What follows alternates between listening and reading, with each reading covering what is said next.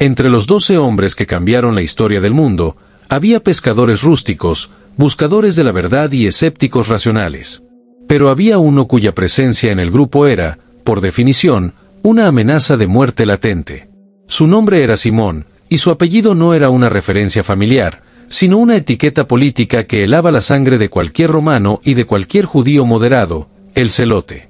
En los textos sagrados, a menudo pasamos por alto este título, leyéndolo simplemente como el entusiasta. Pero en el contexto del siglo I, en la Judea ocupada por las legiones de hierro de Roma, ser un celote significaba una sola cosa: ser un terrorista de Dios. Simón era un hombre que vivía con una daga escondida en los pliegues de su manto, un miembro de la resistencia armada que creía que la única forma de limpiar la Tierra Santa era bañándola en la sangre de los invasores y de sus colaboradores. Su inclusión en el círculo íntimo de Jesús es, quizás, el milagro sociológico más grande y peligroso de los evangelios. Para comprender la magnitud de la transformación de Simón, debemos descender al infierno político de su época. Los celotes no eran simplemente judíos piadosos, eran el brazo armado de la teología radical.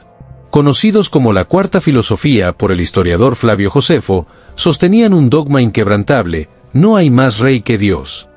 Esto, que suena a devoción pura, tenía una implicación política letal: pagar impuestos al César era idolatría.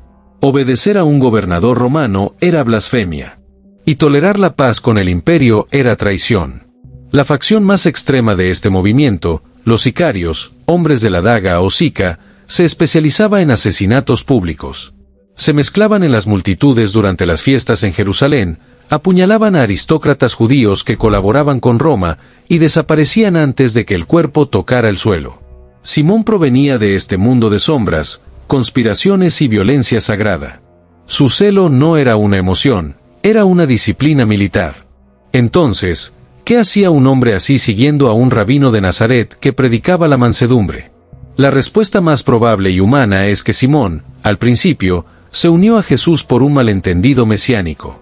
Como muchos en Israel, Simón leía las señales de los milagros no como actos de compasión, sino como credenciales de poder.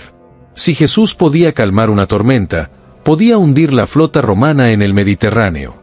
Si podía levantar muertos, podía levantar un ejército invencible. Si podía alimentar a 5.000 hombres en el desierto, tenía la logística perfecta para una campaña militar prolongada. Simón el Celote no siguió a Jesús para salvar su alma inicialmente, lo siguió porque vio en él al general del Apocalipsis, al Mesías guerrero que los celotes habían estado esperando para liderar la revuelta final. Imaginen la decepción progresiva y la confusión interna de Simón. Cada sermón de Jesús debió ser una bofetada a su ideología. Cuando Jesús dijo: «Amad a vuestros enemigos», Simón debió apretar el puño sobre su daga, pensando los centuriones que patrullaban las calles. Cuando Jesús dijo: «Al que te obligue a llevar la carga 1 milla, ve con el 2», una referencia directa a la ley militar romana, Simón debió sentir que su maestro estaba capitulando ante el opresor. Y cuando Jesús ordenó: «Dad al César lo que es del César», debió ser el momento de mayor crisis teológica para el celote. Todo lo que Simón creía, que la violencia era redentora y que el odio a Roma era sagrado, estaba siendo desmantelado sistemáticamente por el hombre al que había jurado lealtad. Pero la prueba de fuego de Simón no fue teológica, sino personal. Fue una prueba que tuvo que enfrentar cada día, en cada comida, en cada camino polvoriento. Esa prueba tenía nombre y rostro: Mateo. Jesús, en un acto de lo que solo podemos llamar provocación divina, eligió para su mismo equipo a un celote y a un publicano. Mateo no era solo un pecador, era un funcionario del sistema romano. Mateo se había enriquecido cobrando los impuestos que Simón consideraba una abominación. En cualquier otro contexto fuera de la presencia de Jesús, el deber sagrado de Simón habría sido esperar a Mateo en un callejón oscuro y cortarle la garganta. Para un celote, matar a un publicano no era un crimen, era un acto de limpieza litúrgica. Sin embargo, Jesús los obligó a vivir juntos. Los hizo dormir bajo las mismas estrellas, comer del mismo pan y compartir la misma misión. La tensión en ese grupo debió ser insoportable al principio. Cada vez que Mateo hablaba, Simón debió recordar las monedas romanas manchadas con la opresión de su pueblo. Cada vez que Simón acariciaba su manto donde solía guardar su arma, Mateo debió sentir el frío miedo de la muerte. Jesús creó una sociedad imposible en miniatura. Al hacerlo, le estaba enseñando a Simón la lección más difícil de todas: el enemigo no es el otro. El verdadero enemigo no es el romano, ni el colaborador, ni el que piensa diferente políticamente. El verdadero enemigo es el odio que habita en el propio corazón. Para que Simón pudiera convertirse en apóstol, el celote tenía que morir. Y esa muerte fue lenta y dolorosa. Tuvo que renunciar a su sueño de un Israel político para abrazar la realidad de un reino espiritual. Tuvo que cambiar la espada de acero, que derrama sangre, por la espada del Espíritu, que corta el alma para sanarla. El silencio de Simón en los evangelios es elocuente. A diferencia de Pedro, que siempre hablaba, o de los hijos del trueno, que pedían fuego del cielo, Simón el celote casi nunca habla en el registro bíblico. Este silencio podría interpretarse como el de un hombre que está observando, calculando y, finalmente, rindiéndose. Es el silencio de alguien cuya cosmovisión se está derrumbando ladrillo a ladrillo, y que está demasiado ocupado reconstruyendo su identidad como para hacer preguntas triviales. La transformación de Simón es un espejo para nuestra propia era polarizada. Vivimos en un mundo de nuevos celotes, donde la ideología política se ha convertido en una religión, donde el que piensa diferente es visto como un enemigo a destruir, y donde la violencia verbal, y a veces física, se justifica en nombre de la justicia o la libertad. La historia de Simón nos interpela directamente. ¿Es nuestra lealtad a una causa terrenal mayor que nuestra lealtad al reino de Dios? ¿Estamos dispuestos, como Simón, a sentarnos a la mesa con nuestro Mateo, con esa persona que representa todo lo que detestamos políticamente, y llamarlo hermano solo porque Cristo lo ha llamado también? El apodo de celote nunca se le quitó. Incluso después de la resurrección, Lucas lo sigue llamando Simón el celote en el libro de los Hechos. Pero el significado había cambiado. Ya no era celoso por la ley de Moisés ni por la soberanía de Judea. Ahora era celoso por la gloria de Jesús. El fuego seguía allí, pero el combustible era diferente.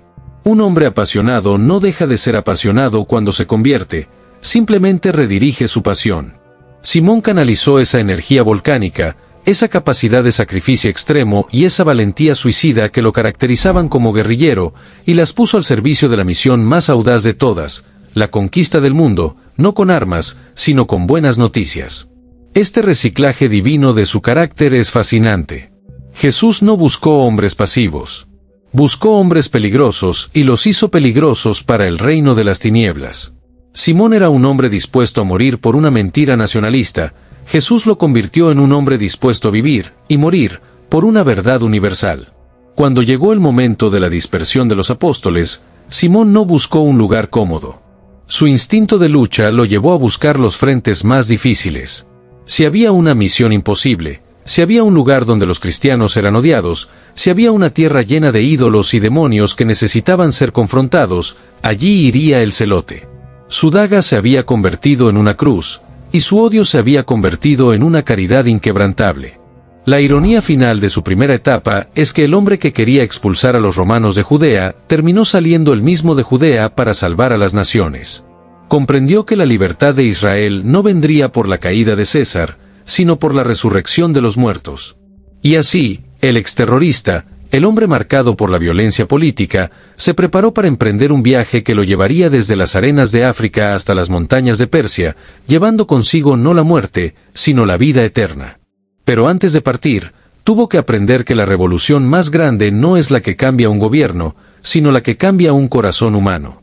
Tras la dispersión de los apóstoles desde Jerusalén, Simón el celote se encontró ante una encrucijada que desafiaba todos sus antiguos prejuicios. El Espíritu Santo no lo envió a una jubilación tranquila ni a una comunidad judía cómoda, lo envió al frente de batalla. Las tradiciones eclesiásticas más antiguas trazan para Simón una ruta geográfica que parece diseñada para romper su nacionalismo pedazo a pedazo. Se dice que primero descendió hacia el sur, penetrando en el misterioso continente africano, predicando en Egipto, Cirene y Mauritania. Hay una ironía divina y punzante en esto. El hombre que había dedicado su juventud a odiar a los ocupantes extranjeros, ahora caminaba por las orillas del Nilo, en la tierra que fue la primera opresora de Israel, no para traer plagas como Moisés, sino para ofrecer el pan de vida. En las calles de Alejandría y en las aldeas del desierto, el celote aprendió que la sangre de Cristo no tenía etnia. Pero el destino final de Simón, el teatro de operaciones donde su celo encontraría su máxima expresión, no estaba en el sur, sino en el lejano oriente. En algún punto de la historia, sus pasos se sincronizaron con los de Judas Tadeo. Esta alianza no fue una coincidencia administrativa de la iglesia primitiva, fue una estrategia espiritual de alto nivel. Judas Tadeo, el apóstol de la esperanza y las causas imposibles, y Simón el Celote, el apóstol de la determinación y la guerra santa, formaron una unidad de combate espiritual formidable. Eran el yunque y el martillo. Tadeo aportaba la visión mística y la ternura del pariente de Jesús. Simón aportaba la disciplina férrea, la valentía temeraria y la estrategia de un hombre que había vivido en la clandestinidad. Juntos, pusieron sus ojos en el imperio parto, Persia. Para entender la magnitud de esta misión, debemos recordar quiénes eran los partos. Eran la única superpotencia que Roma no había podido doblegar. Eran los enemigos mortales del imperio que Simón tanto odiaba. En su vida anterior, Simón habría visto a los partos como aliados políticos naturales, como la fuerza militar necesaria para aplastar a las legiones romanas. Pero ahora, al cruzar el río Eufrates, Simón no buscaba alianzas militares. Entraba en territorio enemigo para declarar una guerra mucho más profunda. Persia no estaba gobernada solo por reyes, estaba gobernada por magos, astrólogos y sacerdotes de cultos antiguos que mantenían a la población sometida bajo un manto de miedo supersticioso y fatalismo. La entrada de Simón y Tadeo en Mesopotamia fue, en términos espirituales, una invasión. No llevaban espadas de hierro, pero la autoridad que emanaba de ellos era tan palpable que la atmósfera espiritual de la región comenzó a convulsionar. Las crónicas apócrifas, como la pasión de Simón y Judas, narran un fenómeno asombroso que acompañaba su predicación: el silencio de los oráculos. En la antigüedad, la vida cívica giraba en torno a las consultas a los dioses. Los demonios, disfrazados de deidades, hablaban a través de estatuas y sacerdotes para dirigir la guerra, el comercio y la justicia. Pero donde Simón pisaba, los demonios callaban. Imaginen la satisfacción profunda de Simón el Celote. Toda su vida había luchado contra la contaminación de la Tierra Santa. Ahora, estaba limpiando la tierra pagana. Veía cómo los ídolos, ante los cuales se inclinaban reyes y generales, se convertían en piedra muda ante el nombre de Jesús. Para un celote, esto era la victoria suprema de Dios sobre los falsos soberanos. Simón debatía en las plazas públicas y en los atrios de los templos con una ferocidad intelectual que desarmaba a los filósofos locales. Denunciaba la magia no como poder, sino como esclavitud. Su mensaje era radicalmente liberador: no tenéis que temer a las estrellas, ni al destino, ni a los espíritus. Hay un rey que está por encima de todo eso, y os hace libres. Este éxito, sin embargo, desató una contraofensiva brutal. Los sacerdotes paganos, viendo sus templos vacíos y sus ingresos diezmados, se organizaron bajo el liderazgo de dos archimagos legendarios, Saroes y Arfaxad. Estos hombres no eran simples charlatanes, eran figuras de inmenso poder político y ocultista. Comenzaron una campaña de terror contra los apóstoles, siguiéndolos de ciudad en ciudad, acusándolos de ser espías romanos, perturbadores del orden y enemigos de los dioses ancestrales. El conflicto llegó a su clímax en un enfrentamiento directo que recuerda al profeta Elías en el Monte Carmelo. Simón y Tadeo fueron arrastrados ante las autoridades y los magos. Saroes y Arfaxad, llenos de soberbia, convocaron a sus espíritus para atacar a los apóstoles. Aparecieron serpientes venenosas, se escucharon voces de ultratumba y el fuego pareció danzar a su voluntad. La multitud estaba aterrorizada. Pero Simón el Celote no retrocedió ni un milímetro. El hombre que había mirado a los ojos a centuriones romanos sin parpadear, ahora miraba a las potestades de las tinieblas con desprecio santo. Con una orden de autoridad apostólica, Simón y Tadeo invirtieron el ataque. Las serpientes se volvieron contra los magos. Los demonios, obligados a obedecer al nombre de Cristo, aullaron y confesaron su impotencia, dejando a los magos expuestos como fraudes impotentes. La multitud, al ver que sus temidos sacerdotes eran vulnerables, pasó del miedo a la furia. En un instante, la turba se abalanzó para linchar a Saroes y Arfaxad. Querían despedazarlos allí mismo. Y aquí es donde ocurre el milagro más grande en el corazón de Simón. El antiguo sicario, el hombre cuya solución para todo problema había sido la eliminación física del enemigo, hizo algo inconcebible. Simón se interpuso. Él, con su cuerpo curtido por años de resistencia, formó un escudo humano frente a los magos que minutos antes intentaban matarlo. Alzó la voz sobre el tumulto y gritó una frase que define la ética cristiana: «Deteneos. No hemos sido enviados a matar a los vivos, sino a dar vida a los muertos». Simón el Celote salvó a sus enemigos. Protegió a los hombres que representaban la oscuridad contra la que luchaba. En ese momento, en una plaza polvorienta de Persia, el Celote finalmente entendió la cruz. Entendió que la victoria de Dios no se consigue aniquilando al oponente, sino rescatándolo. Saroes y Arfaxad, temblando detrás de la espalda del apóstol, debieron quedar atónitos. ¿Qué clase de guerrero es este que protege al que le ataca? Esa misericordia fue más poderosa que cualquier milagro de sanación.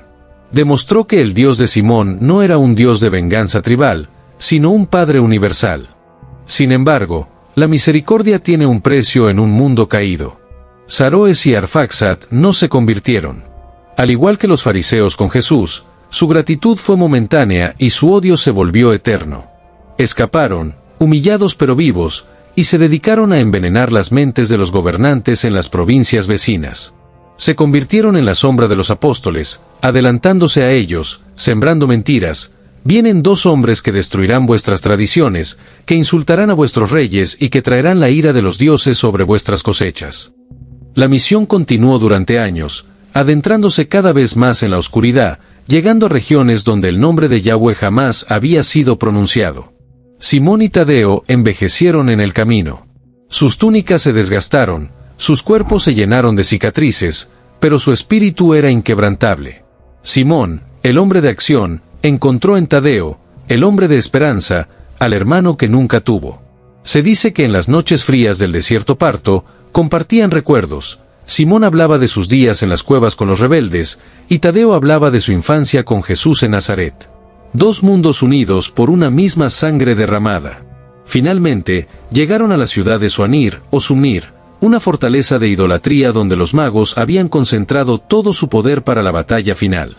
Los sacerdotes del sol y de la luna habían reunido a una turba fanática, armada hasta los dientes. Sabían que los apóstoles venían. Simón el Celote, con su instinto de guerrero, debió oler la emboscada a kilómetros de distancia. Sabía que entraban en una trampa.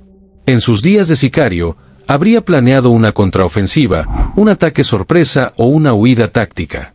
Pero el Simón que caminaba hacia Suanir ya no llevaba daga. Caminaba con las manos abiertas. Sabía que la hora había llegado. Miró a Tadeo y comprendió que la revolución final no sería derrocar a un gobernador, sino derrocar a la muerte misma mediante el martirio. El Celote estaba listo para su último acto de resistencia, resistirse a devolver mal por mal. Iba a demostrarle a Persia que se puede matar al mensajero, pero no se puede matar el mensaje. Con paso firme, el león de Dios entró en la ciudad donde le esperaban las sierras y las hachas, listo para ganar su corona. Aquí tienes la parte 3, aprox. 1400 palabras, del guión para Simón el Celote, el martirio de la sierra y la última batalla.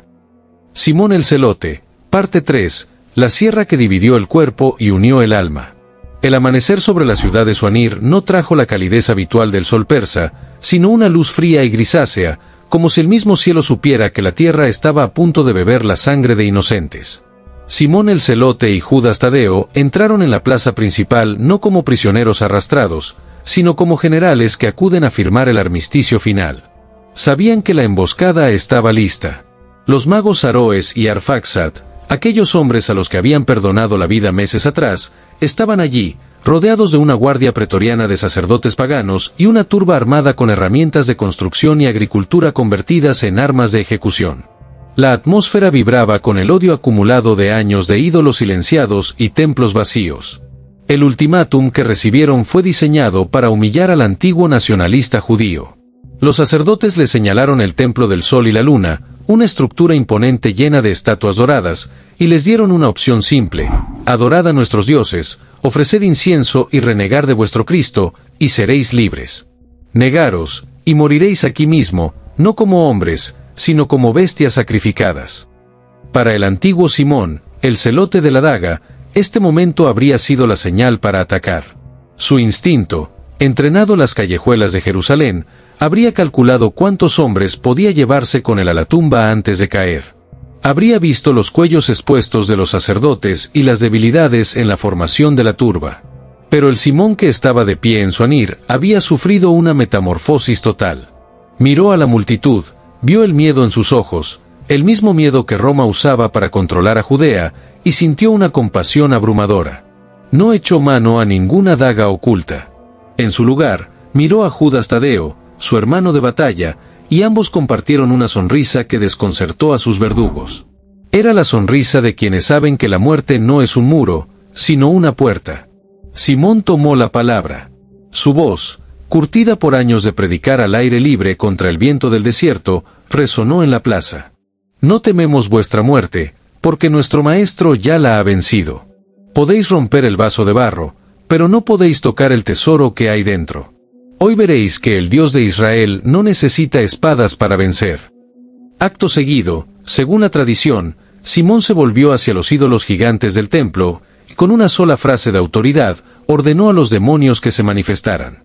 De las estatuas salieron sombras horribles, figuras grotescas que huyeron chillando ante la santidad de los apóstoles, dejando claro a todos los presentes que las estatuas no eran divinas, sino cárceles de espíritus inmundos. La multitud, al ver que sus dioses eran humillados una vez más, entró en un frenesí de pánico y furia, azuzada por los gritos de Saroes y Arfaxad: «¡Matadlos! ¡Matadlos antes de que destruyan el mundo entero!». La violencia estalló con una rapidez vertiginosa. La turba se abalanzó sobre los dos hombres desarmados. La muerte de Simón el Celote es una de las más brutales y simbólicamente cargadas de toda la historia cristiana. Mientras Judas Tadeo era golpeado con una maza y luego decapitado con un hacha, a Simón le reservaron un destino de una crueldad calculada, una tortura lenta diseñada para el hombre que había sido duro como el hierro. Los verdugos lo sujetaron y lo tumbaron sobre un madero o un tronco. Trajeron una herramienta de carpintero, una sierra de grandes dientes de hierro, utilizada para talar árboles o cortar piedras de construcción. La sentencia fue atroz. Simón sería aserrado por la mitad. El simbolismo de este martirio es estremecedor. Simón, el hombre que había pasado su juventud queriendo dividir y separar a Israel de las naciones paganas, ahora era dividido él mismo. El hombre que había buscado la pureza radical mediante la violencia, ahora sufría la violencia radical en su propia carne. Comenzaron a cortar. El sonido del metal rasgando la carne y el hueso debió ser insoportable. Sin embargo, las crónicas antiguas y la tradición hagiográfica insisten en un detalle milagroso: Simón no gritó maldiciones. No invocó el fuego del cielo para carbonizar a sus asesinos, como habrían hecho los hijos del trueno en su juventud. Simón, el celote, murió con la dignidad de un rey. Mientras la sierra avanzaba, partiendo su cuerpo en dos, Simón mantenía la vista fija en el cielo. Estaba bebiendo el cáliz que Jesús le había prometido. Estaba cumpliendo su bautismo de sangre. En su agonía, el celo de Simón alcanzó su perfección. Ya no era un celo político que exigía la muerte de otros, era un celo de amor que entregaba su propia vida para que la verdad fuera sembrada en esa tierra oscura. Su sangre empapó el suelo de Persia, no como la sangre de un soldado caído en una guerra perdida, sino como la sangre de un mártir que sella una victoria eterna. En el momento exacto en que la sierra terminó su trabajo y la vida de Simón se extinguió, uniéndose a la de Tadeo que yacía decapitado a su lado, el cielo respondió. La naturaleza, que había estado conteniendo el aliento bajo esa luz grisácea, estalló. Una tormenta de proporciones bíblicas se desató sobre su anir en cuestión de segundos. El cielo se tornó negro como la brea y un viento huracanado barrió la plaza, dispersando a la turba aterrorizada. Y entonces, el juicio divino se hizo visible. Un rayo, descrito en las leyendas como una espada de fuego, cayó directamente sobre el templo pagano ante el cual habían sido martirizados. El rayo no golpeó al azar, golpeó a los ídolos y, según algunas versiones, fulminó a los magos Saroes y Arfaxad, consumiéndolos en el mismo fuego que habían intentado invocar falsamente. El templo se derrumbó, sus piedras se partieron y el polvo cubrió la ciudad. Fue la firma de Dios al final de la batalla. Los apóstoles habían muerto en paz, pero Dios había respondido con guerra. La destrucción del templo pagano fue la validación final de que Simón tenía razón. Los ídolos no eran nada, y el Dios de los celotes era un fuego consumidor. El silencio que siguió a la tormenta fue el de una ciudad en shock. Los cuerpos destrozados de Simón y Judas quedaron allí, en medio de las ruinas y el barro, aparentemente derrotados, pero irradiando una paz que contrastaba con la devastación a su alrededor. Los pocos conversos cristianos de la región, arriesgando sus propias vidas, salieron de sus escondites al amparo de la oscuridad para recoger los restos sagrados. No veían dos cadáveres, veían dos reliquias de inmenso poder. Recogieron el cuerpo dividido de Simón con una reverencia temblorosa, sabiendo que esas manos habían tocado a Dios y que esa sangre había lavado la tierra. La muerte de Simón el Celote marcó el fin de la era apostólica en Oriente. El hombre que había vivido en la clandestinidad, escondiéndose en cuevas y planeando revoluciones, murió a la vista de todos, en una plaza pública, sin esconder nada. Su viaje desde el odio nacionalista hasta el amor sacrificial estaba completo. Había recorrido el camino más largo posible para un ser humano, el camino desde el deseo de matar hasta la voluntad de morir por el enemigo. El destino de sus reliquias es otra epopeya. Al igual que su compañero Tadeo, Simón no se quedó en Persia. Sus restos iniciaron un largo peregrinaje a través de los siglos, movidos por la devoción de los fieles y los vaivenes de la historia. De Babilonia pasaron a otras ciudades cristianas de Oriente, hasta que finalmente, en un giro histórico que Simón jamás hubiera podido imaginar en vida, sus huesos fueron llevados al corazón del imperio que tanto odió, Roma. Hoy, las reliquias de Simón el Celote descansan en la Basílica de San Pedro en el Vaticano, bajo el altar de San José, en el transepto izquierdo. Allí comparte tumba con su hermano de sangre y martirio, Judas Tadeo. Es una de las ironías más exquisitas de la providencia divina. El revolucionario judío que quería destruir el poder romano, ahora descansa en el centro espiritual de Roma, honrado por millones de peregrinos de todas las naciones, incluyendo los descendientes de aquellos romanos a los que una vez juró matar.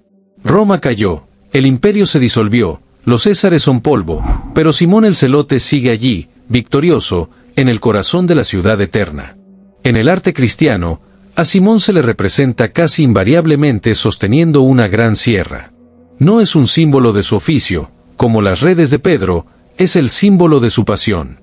La sierra nos recuerda que la fe de Simón fue probada hasta el límite de la resistencia física. Nos recuerda que el discipulado tiene un costo. Para Simón, seguir a Jesús significó ser cortado de sus antiguas lealtades, de su antigua política y, finalmente, de su propia vida física. Pero también representa su victoria. La sierra no pudo cortar su espíritu ni separar su amor de Cristo. La historia de su martirio con la sierra dejó una huella profunda en la conciencia cristiana. Se convirtió en el patrón de los curtidores, los aserradores y los leñadores, trabajadores que usan herramientas de corte. Pero su patronazgo espiritual es mucho más profundo. Simón el Celote es el patrón de aquellos que necesitan transformar su ira en amor. Es el santo de los radicales, de los extremistas, de los apasionados que necesitan encontrar un cauce divino para su fuego interior. Su vida nos dice que Dios no quiere apagar nuestra pasión, quiere afilarla para un propósito eterno. Al contemplar el final de Simón, vemos la perfección del plan de Jesús. Tomó a un hombre de violencia y lo convirtió en un hombre de paz, pero usó su valentía innata para llevar esa paz a donde los cobardes no se atreverían a ir. Simón murió partido por la mitad, pero murió siendo un hombre completo, integrado, sanado de la división del odio que una vez gobernó su corazón. Su sangre en Persia fue la semilla de comunidades cristianas que sobrevivirían durante milenios, testificando que el amor es más fuerte que la sierra. El final de Simón el Celote no fue el fracaso de un revolucionario, sino la apoteosis de un apóstol. El hombre que había jurado destruir a sus enemigos fue, en última instancia, consumido por su propio celo, pero un celo purificado que había sido transformado en amor sacrificial.